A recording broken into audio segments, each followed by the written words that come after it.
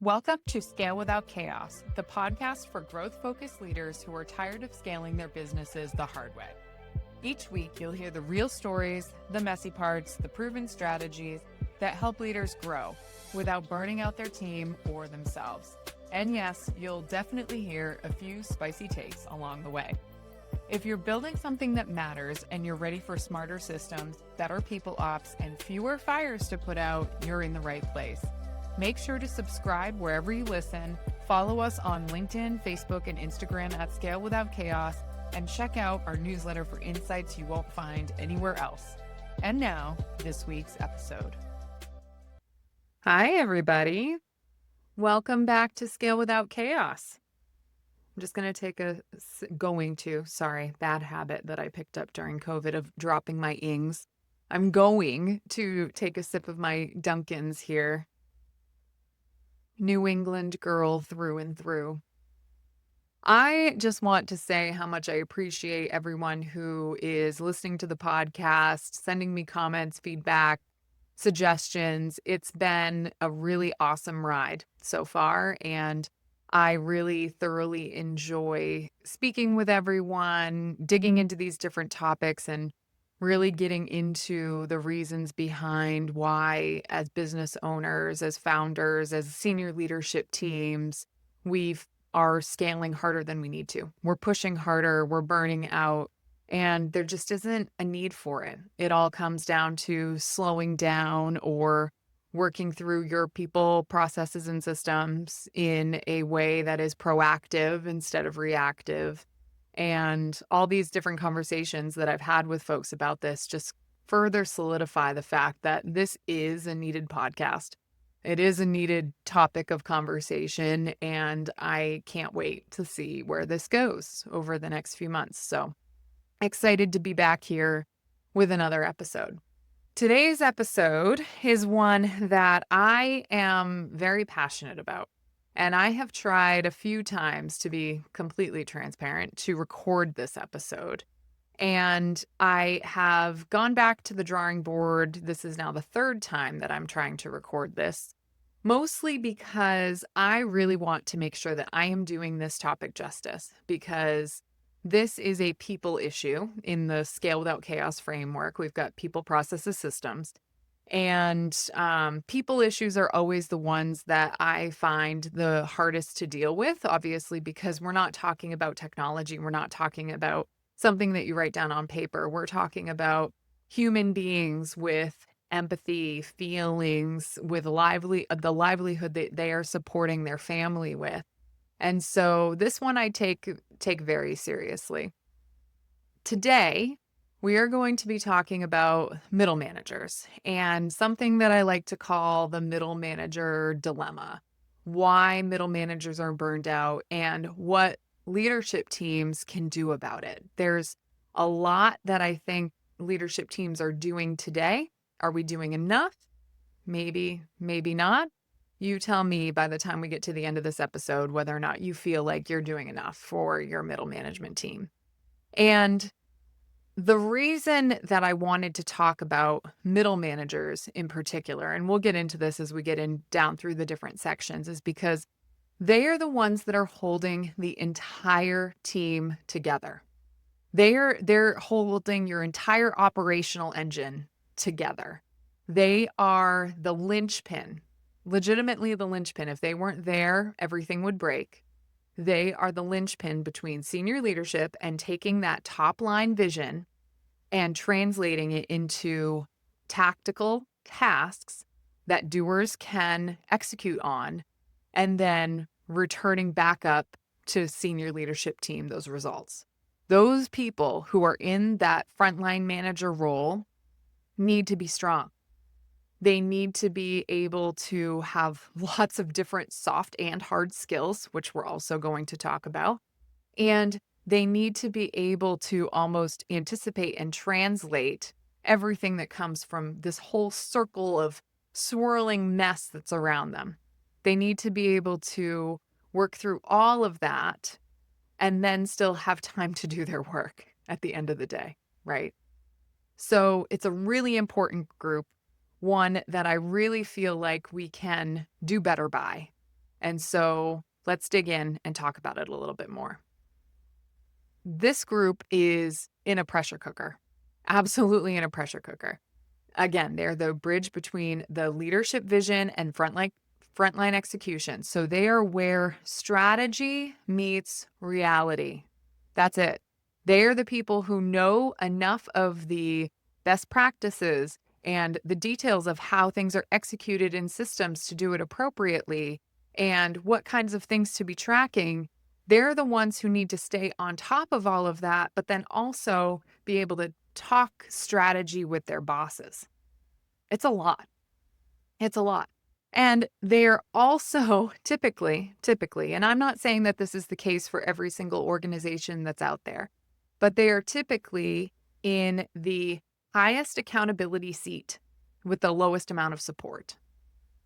Typically. They are the ones who, again, are responsible for those goals, the KPIs, the OKRs, whatever you use in your particular business. They're the ones who are responsible for making those happen and then reporting back on it to leadership team. They are managing, this is one of my favorite things to just kind of reminisce with everyone is they're managing up as well as managing down. And they don't know necessarily when they come into the role as a frontline manager how to manage up and how to manage down. That's something that you learn. That's something you learn on the job. Some people it just comes inherently to. Other people, it takes a lot of hard work to figure out how they should actually message a particular thing to their boss or their boss's boss's boss. It takes some time. And so they're the ones who are responsible for making sure that all of that happens. And especially in startups, many of these folks are first-time managers. They are the people who did a great job in sales, in marketing, in customer success. They had the happiest clients. They had the best sales numbers. They were the ones who were knocking it out of their park with their campaigns. They're the people who are your rock stars, right? You're up and to the right if you're talking about a 9-box exercise. Those are your shining stars. But at an individual contributor level, they haven't had the opportunity necessarily, a lot of them haven't had the opportunity to manage other people. This happens all the time in startups. You see those people who join early on. So we're talking your first 20 employees or so.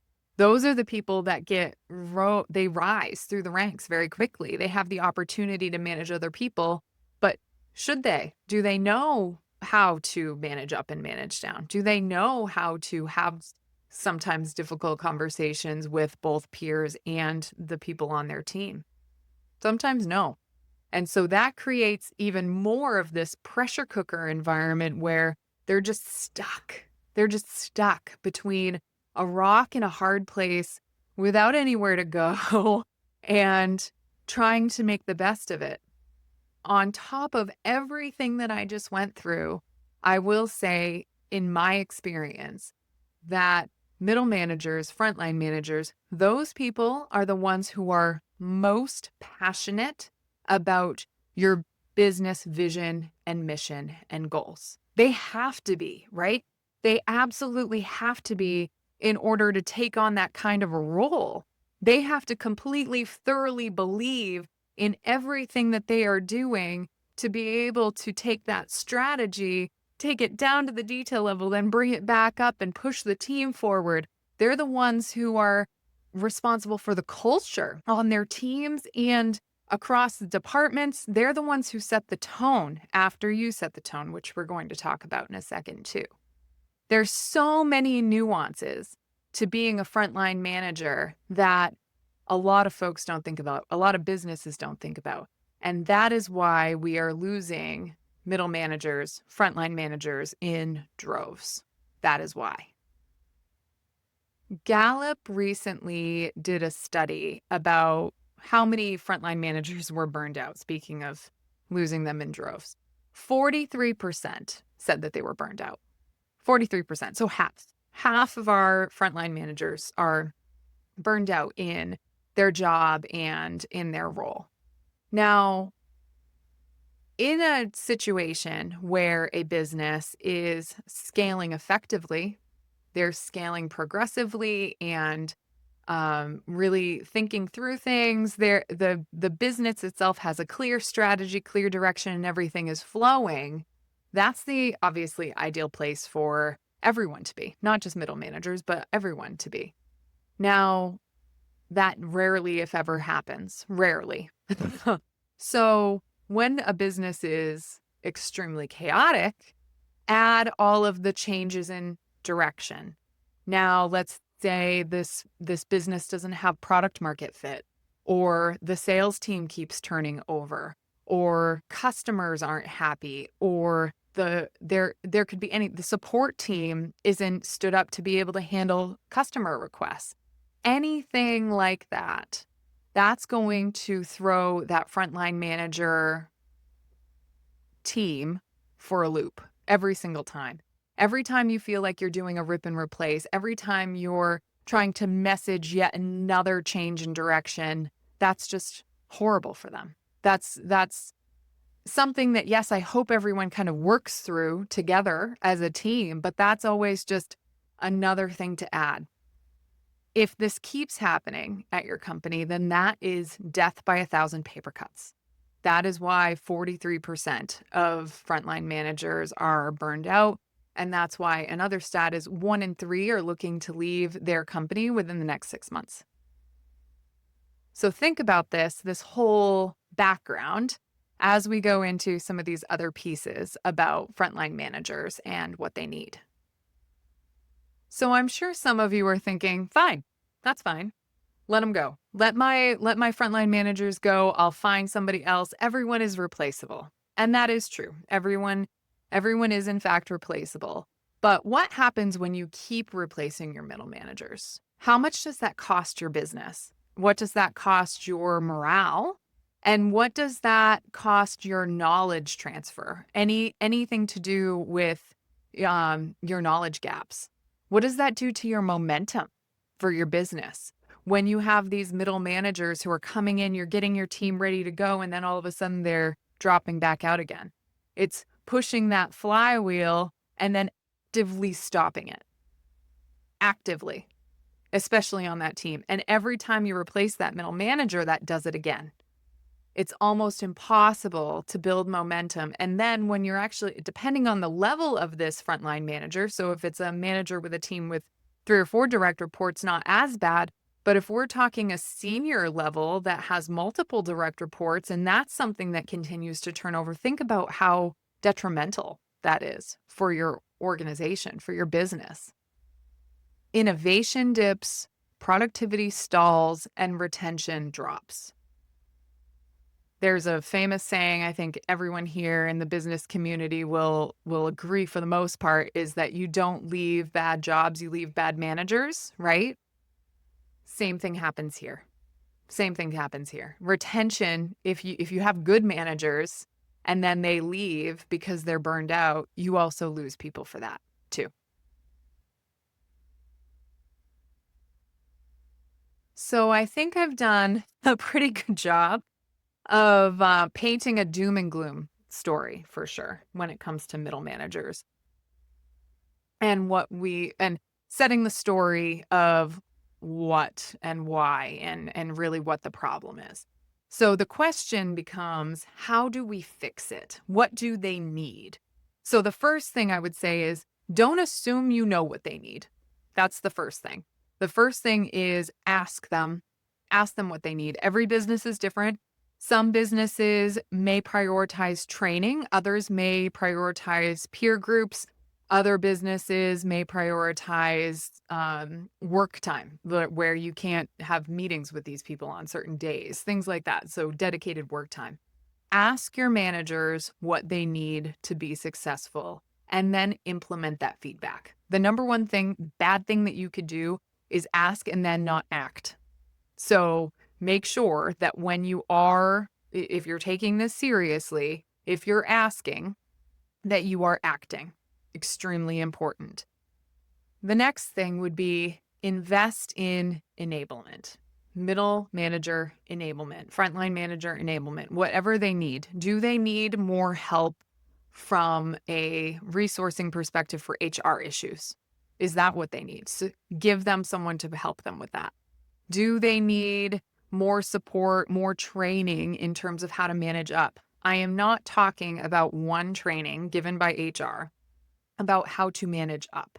I am talking about continual, ongoing support, helping through different situations, giving your managers a coach. A coach? Think about that. How many of you have middle manager coaches? Giving them a coach, even if it's someone internal through HR, to be able to help them to navigate certain situations and circumstances. It's extremely important. We're not talking about one time. Like I said, any type of enablement is not one time. We're talking about ongoing training and support and what that needs, what that means, excuse me. Do they need help with delegation? That's another thing that when you see a lot of first-time managers, they are taking on a lot of the work because it is easier for them to do it because they were such great individual contributors. It is easier for them to do it than it is for them to tell someone else to do it.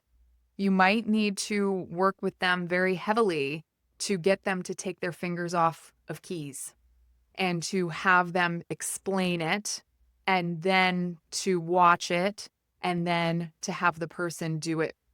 Sometimes they don't know how to train someone to do things to the level that they expected or the level that they are capable of. It's so frustrating to someone who knows how to do it very well, whatever this task may be, and to then have someone fail at it. So this is another thing where help those folks, give them some support, give them someone to rely on, someone who can tell them how to do it because sometimes they just don't know. Another way that you can help your team is to design your org for flow and not firefighting.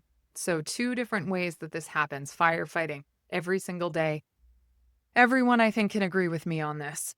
Slack, Teams, email, firefighting. All 3 of those tools are tools that when something comes across, it seems urgent because there is no tone in the voice, right? There is only a message that comes across. It is a notification, so it immediately gets someone's attention and it takes away all focus from anything else and into Slack, into Teams, into email they go to respond. Set a culture of what that means for your organization. Is Slack the you must immediately respond, or is it something where you can check it a few times a day? A little more than a few times a day. A few times a day wouldn't really work, would it? Email. Is there a rule with your organization around how late in the night you need to respond? Think about what that looks like. If you yourself as a leader are sending emails at 9:00 at night, are you expecting your team to respond? Or is that something where they can respond the next morning? It's just on your mind and you want to make sure that you're getting out that message so that you don't forget. Set that culture for flow, not for firefighting. It's a really big deal and it is helpful. Along that same line, if you want to make sure that your frontline leaders are staying the course, they're not getting burnt out, redefine that leadership narrative and stop awarding hustle as a heroic thing. It needs to be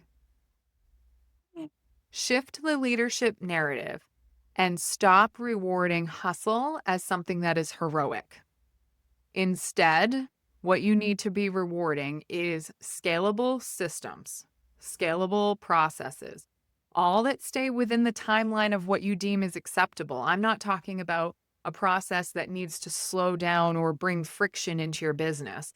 I am talking about a process or a system that speeds it up and keeps that flywheel going. Reward that. That is the type of behavior that you need from your team to be able to grow and scale your business. Reward it. Don't reward somebody being the linchpin. Don't do it, because if they are the linchpin, if they leave, that breaks. If they are responsible for doing certain work, putting hands to keys to be able to get something to go, that's not scalable. That's slowing the flywheel down. So make sure that you are looking and redefining that narrative. Look for things that are making the business scale faster in a flywheel type of fashion versus being reliant on an individual person. That will help you tremendously, especially with this group. The last thing that I've seen that has been helpful with middle managers is creating peer communities, giving them the time, something like an offsite, not just one. Again, this is not just a one-time thing. This isn't a one and done, you're off the checklist type of thing.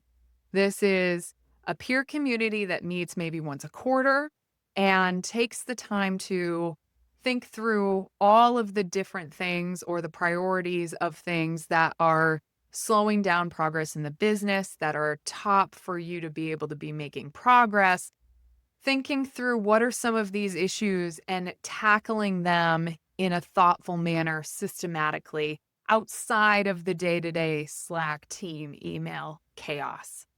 Give them the opportunity to do that. There can always be meetings in between, so these peer groups can always take time, maybe once a week, once every other week for a certain amount of time to just check in. But giving them the opportunity to slow down and to think through these problems at a detail level will save so much time in the long run, so much friction. And mostly that turns into friction between teams that is saved. Normally, these types of issues are things where one or two teams are trying to figure something out together, which is why the peer community needs to come together to be able to solve it.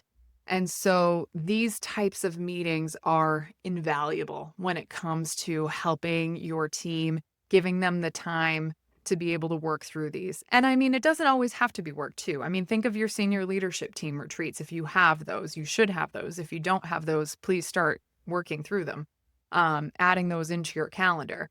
They can also be fun. Give these different peers, these frontline managers, the opportunity to grow relationships with each other instead of having the same conversations over and over again about Salesforce or about another something that's always happening at work, right? Give them that opportunity to create a real lasting professional relationship with each other. A lot of times, especially in today's work environment, that doesn't always happen. We've got folks who are working in hybrid environments. We've got some maybe that are full 5 days a week, but how often are different managers seeing each other in person and spending real quality time with each other? Do these peer groups. It will help tremendously. So I've given you a lot of ideas about what to do. Let's talk about what not to do. These are always my favorite things to discuss when we're talking about middle and frontline managers. The first thing in what not to do not promote without a support plan. I'm going to say it again. Do not promote without a support plan. Talk to this person, talk to them and make sure that you're very clear with them, obviously with the support of HR as well, and discuss what they need to do to develop as a manager. Obviously, first-time managers need a lot of help, and I think addressing that right up front instead of this person feeling like they need to have all the answers and feeling all of that pressure will go a long way. So say, here's where we know that you're doing really, really well. Here's some areas where we haven't necessarily seen those skills or you haven't had the opportunity to demonstrate those skills. And here's some areas where we feel like you could maybe improve a little bit. And here's some examples why. So we're going to be watching those over the next 6 months. Here's our check-in timeline. Here's when we're going to come back together. And then this is your person that you can talk to and talk through all of these different scenarios or anything else that comes up. And here's how we're making sure that you're supported. And oh, by the way, your peer group meets over here.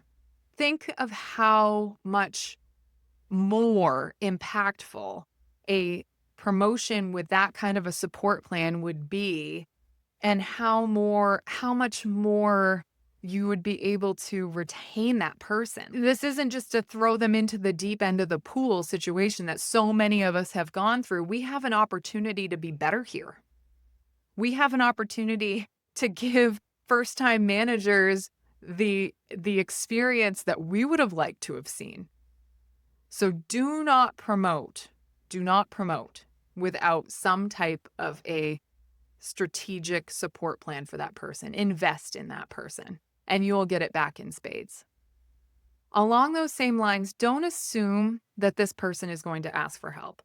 I think a lot of times people who are promoted feel like, hey, I'm in this role now. I absolutely need to have all of the answers. I should be the expert here. And it takes a very strong person to say, no, I don't really know that part. Maybe I can learn it, or I'm going to go research it, or this is the path that I'm going to do to get that information. But a lot of people won't say that. So don't assume that they're going to ask for help. Make sure as their senior leader that you are offering the help. The best thing that you can do is offer. They don't always have to take it, but the best thing that you can always do is offer. And checking in one time doesn't count. Checking in twice doesn't count. It's a continual making sure that they are doing okay. And it could be 6 months down the road before they actually say, hey, you know what? Yes, this just came up and I don't know how to handle it. That's a really important place to be as a leader, to be able to be there to help your frontline manager when they need that. And the last thing that I'll say in the don't do category, especially in startups as senior leaders, don't just offload more tasks, right? Don't just, as a senior leader, offload more tasks to this new person and then have them fumble. That's not what your goal is here. Your goal is to set them up to be successful. My personal viewpoint on this, and you can agree or disagree with me if you want, is that there should always be someone on our team who is ready to take our place. And you might not know who that is. You might have 3 or 4 people on your team that might be worthy of doing that. Develop them all the same way. You're not just unloading tasks, you are developing your talent. So make that happen. Take the time. So to wrap this all up, let's talk about your role as a leader. I have said this before on this podcast. I will probably say it a million more times, but you set the tone for your team.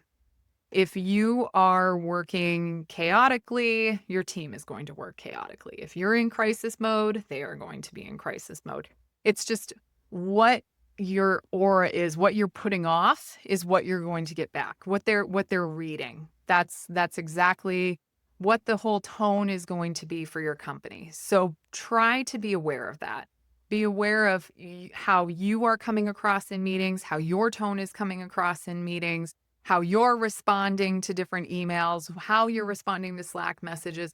All of those things add up. Again, death by 1,000 paper cuts. All of those things add up. So make sure that you are keenly aware as the leader and owner, founder, whatever you are, of your organization. Make sure that you are paying attention to how you come across to your team. Your job isn't to solve every single problem. And I know a lot of you know that, but sometimes I think we forget that. Your job isn't to solve every problem. I'm going to say it again. Your job is not to solve every problem. Your job is to find and develop people who can. This frontline layer of your team, your middle managers, the ones that we've just been talking half an hour about, they're the ones who you are going to rely on the most to be able to carry out your vision. Those are your go-to people. Those are your right arm and your left arm. Make sure that they are people that you can trust and that you have developed in a way where they would be able to run your business whether you were there or not. It's key. It's key to success. It's key to scale.